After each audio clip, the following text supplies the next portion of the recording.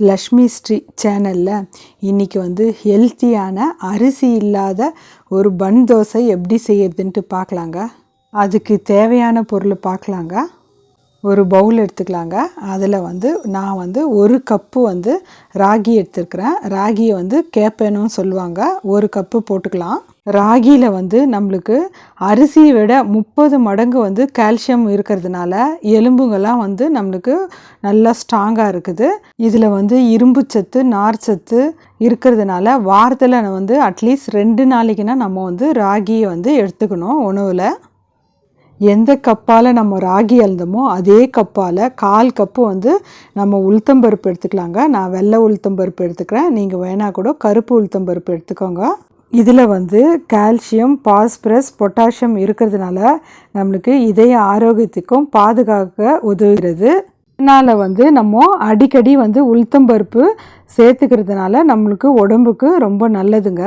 1/4 spoon வந்து நம்ம வெந்தயம் போட்டுக்கலாங்க. வெந்தயம் போட்டுக்கின்னு நம்ம வந்து தண்ணி ஊற்றி ஒரு 3-4 டைம் நல்லா கழுவி எடுத்துக்கலாம். ஏன்னா வந்து ராகியில் மண் தூசெல்லாம் இருக்கும். அதனால் தண்ணி ஊற்றி 3 டைம் கழுவிட்டு இப்போது ராகி முழுகிற அளவுக்கு நம்ம தண்ணி ஊற்றி தட்டு போட்டு ஒரு 8 ஹவர் நம்ம ஊற வச்சு எடுத்துக்கலாங்க. நான் 8 ஹவர் ஊற வச்சு எடுத்துக்கிறேங்க. பாருங்கள், நல்லா ஊறிட்டுக்குது. இந்த மாதிரி தான் வந்து நம்மளுக்கு உளுத்தம்பருப்பு, ராகிலாம் நல்லா ஊறி வந்துருக்கணுங்க. இப்போ வந்து அந்த தண்ணியை வடிச்சிட்டு நம்ம மிக்ஸி ஜாரில் போட்டுக்கலாங்க. முதலே வந்து நம்ம மிக்ஸி ஜாரில் போட்டோடனே உடனே தண்ணி ஊற்றக்கூடாதுங்க. ஏன்னா வந்து ராகி வந்து ரொம்ப சிறுசுங்க. ஆனால் வந்து மிக்சியில் மெசிறது கொஞ்சம் கஷ்டங்க. அதனால் வந்து நம்ம தண்ணி ஊற்றுவோன்னா தண்ணி ஊற்றாத கொஞ்சம் கொரன்னு அரைச்சிட்டு அப்புறமா தண்ணி ஊற்றி தோசை மாவு பதத்துக்கு நம்ம அரைச்சி எடுத்துன்னு வந்துடலாங்க. பாருங்கள், நான் அரைச்சி எடுத்துன்னு வந்துட்டேன். இந்த மாதிரி தான் நைஸாக வந்து நம்ம அரைச்சி எடுத்துக்கணும். ஒரு பவுலில் வந்து நம்ம ஊற்றிக்கலாங்க. ஊற்றிட்டு கொஞ்சமாக மிக்ஸி அலம்பி தண்ணி ஊற்றிக்கலாங்க. தண்ணி ஊற்றிட்டு இதுக்கு தேவையான அளவு உப்பு போட்டு நல்லா நம்ம கையை வச்சு நல்லா கரைச்சி வச்சிடலாங்க. இது வந்து 4 ஹவர் புளிச்சா போதுங்க. ரொம்ப நேரம் புளிக்கணும்னு அவசியம் இல்லைங்க. ஏன்னா ரொம்ப நேரம் புளிச்சிச்சின்னா நம்மளுக்கு புளிப்புத்தன்மை ஜாஸ்தி ஆகிடும். அதுக்கு 4 ஹவர் புளிச்சா போதுங்க. ஒரு தட்டு போட்டு மூடி 4 ஹவர் பொறுத்து பார்க்கலாங்க. பாருங்கள், 4 ஹவரில் எனக்கு நல்லா புளிச்சு வந்துட்டு இருக்குதுங்க மாவு. இந்த அளவுக்கு புளிச்சா போதுங்க. ரொம்ப நேரம் புளிக்கணும்னு அவசியம் இல்லைங்க. மாவை நம்ம நல்லா கலக்கலாங்க. கரண்டி போட்டு நல்லா கலக்கி விட்டுட்டு இது ஒரு பக்கம் இருக்கட்டுங்க. கேஸ் ஆன் பண்ணிவிட்டு நம்ம கடாய் வச்சுக்கலாங்க. கடாய் காஞ்ச உடனே 2 ஸ்பூன் எண்ணெய் ஊற்றிட்டு கொஞ்சமாக கடுகு போட்டுக்கலாம். கடுகு பொரிஞ்ச உடனே 1 ஸ்பூன் உளுத்தம்பருப்பு போட்டுக்கலாம். 1 ஸ்பூன் கடலைப்பருப்பு போட்டுட்டு நம்ம நல்லா வதக்கி கொடுக்கலாங்க. நல்லா செவந்து வரணும். செவந்து வந்தோடனே ஒரு வெங்காயம் வந்து கட் பண்ணி வச்சுருக்கிறேன். அந்த வெங்காயத்தை நம்ம போட்டு நல்லா வதக்கி கொடுக்கலாம். ரொம்ப வதங்கணும்னு இல்லைங்க, ஓரளவுக்கு வதங்கினா போதுங்க.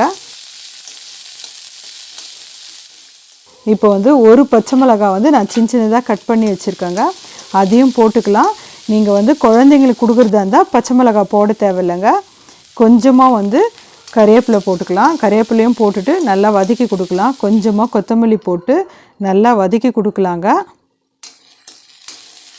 ரொம்ப வதக்க வேணாங்க. வெங்காயத்தை ஓரளவுக்கு வதங்கினா போதும். இப்போ வந்து கேஸ் ஆஃப் பண்ணிடுறேங்க. ஆஃப் பண்ணிவிட்டு நம்ம சூடோடவே இந்த மாவில் வந்து அந்த வெங்காயம், பச்சை மிளகாய், கடலைப்பருப்புலாம் நம்ம சூடோடு நம்ம போட்டுடணுங்க.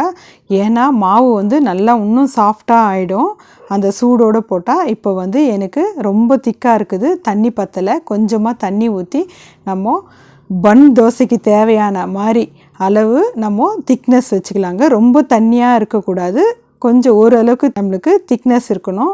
வந்து நான் அதே கடாயில் ஒரு 2 ஸ்பூன் எண்ணெய் ஊற்றிட்டு இப்போ வந்து ஒரு கரண்டி மாவு எடுத்து நம்ம வந்து குண்டாக ஊற்றிக்கலாங்க. ஊற்றிட்டு கொஞ்சமாக நீங்கள் கேரட் குழந்தைங்களுக்கு கொடுக்குறதா கேரட் கூட போட்டு தூவி கொடுங்க. நான் கொஞ்சமாக கொத்தமல்லி போட்டு ஸ்லோவில் வச்சுட்டு தட்டு போட்டு மூடி வைக்கிறேங்க. ஒரு 2 நிமிஷம் நம்மளுக்கு வேகட்டும். கொஞ்ச நேரம் பொறுத்து நம்ம அந்த தட்டை எடுத்துகிட்டு நல்லா வெந்து வந்துக்குது பாருங்கள். அந்த பன் தோசையை நம்ம திருப்பி போட்டுட்டு அதையும் வந்து ஒரு 2 நிமிஷம் நல்லா வேக விடலாங்க. ராகியில் வந்து இந்த மாதிரி நம்ம பன் தோசையாக செஞ்சு சாப்பிட்டோம்னா நமக்கு உடம்புக்கு ரொம்ப நல்லதுங்க. ராகி வச்சு நிறைய வந்து எங்கள் சேனலில் வந்து தோசை ரெசிபி போட்டிருக்கேங்க. நீங்கள் வேணும்னா போய் செக் பண்ணி பாருங்கள். பன் தோசை ரெடி ஆயிடுச்சுங்க. நம்ம எப்போவுமே நார்மலாக தோசை செய்கிறதோட இந்த மாதிரி வந்து குழந்தைங்களுக்கும் பெரியவங்களுக்கும் நம்ம செஞ்சு கொடுத்தோம்னா ரொம்ப ஹெல்த்துக்கு ரொம்ப நல்லதுங்க. டேஸ்ட் வந்து ரொம்ப நல்லா இருக்குங்க. இந்த மாதிரி நீங்கள் செஞ்சு கொடுங்க. எப்போவுமே ஒரே மாதிரி தோசை செய்கிறதோட இந்த மாதிரி வித்தியாசமாக பன் தோசை செஞ்சு கொடுங்க. நம்ம சேனலில் அரிசி இல்லாத பிரேக்ஃபாஸ்ட்டு எப்படி செய்கிறதுன்ட்டு நம்ம சேனலில் நிறைய போட்டிருக்கோங்க. நீங்கள் விருப்பப்பட்டால் நீங்கள் போயிட்டு செக் பண்ணி பாருங்க. நீங்களும் ஒரு டைம் இந்த மாதிரி செஞ்சு பார்த்துட்டு உங்கள் ஃபீட்பேக் எனக்கு சொல்லுங்கள். லைக் பண்ணுங்கள், ஷேர் பண்ணுங்கள், சப்ஸ்கிரைப் பண்ணுங்கள்.